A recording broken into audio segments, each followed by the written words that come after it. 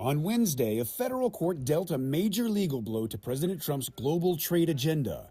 The court blocked the bulk of the president's sweeping tariffs. That includes the so-called Liberation Day tariffs Trump announced in April, and the duties he placed on China, Mexico, and Canada earlier this year, designed to combat fentanyl coming into the U.S. Trump implemented the tariffs without Congress by invoking the International Emergency Economic Powers Act.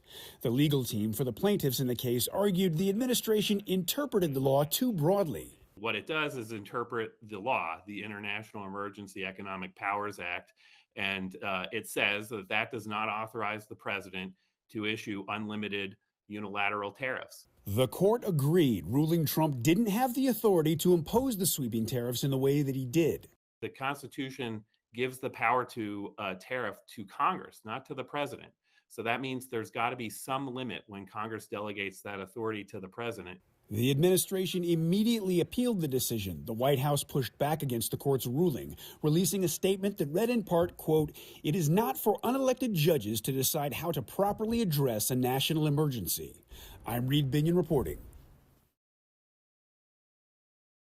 Teens are finding the summer jobs market isn't so hot. Employment firm Challenger Gray and Christmas forecast teens will see the lowest number of summer jobs added since 2010. At the same time, Indeed hiring lab economist Allison Srivastav sees more demand for those summer roles. There is more interest in summer jobs than we have seen in previous years, so there is going to be some more competition. Challenger Gray and Christmas says businesses may hold off on summer hiring as tariff whiplash fuels economic uncertainty, with the possibility of higher costs for goods and concerns about consumers pulling back, especially in areas like travel and tourism that typically staff up with young seasonal workers. Srivastav says their data shows businesses not really shedding employees, but also not eager to hire.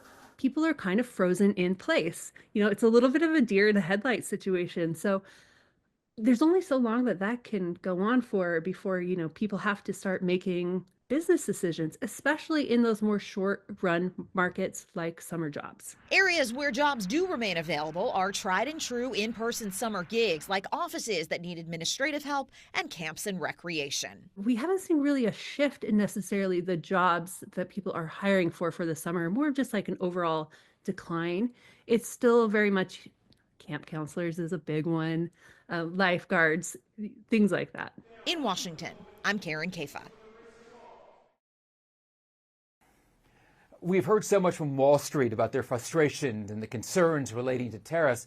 Now we are seeing this lawsuit, this injunction. It was the result of a lawsuit, though, that was filed by smaller companies, you could argue Main Street companies, in the United States, including a winemaker.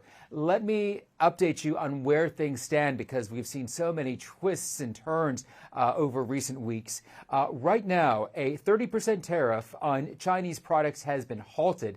These were in place as part of that trade truce with the United States and China as the talks were going forward, but that has now been halted, those tariffs at least.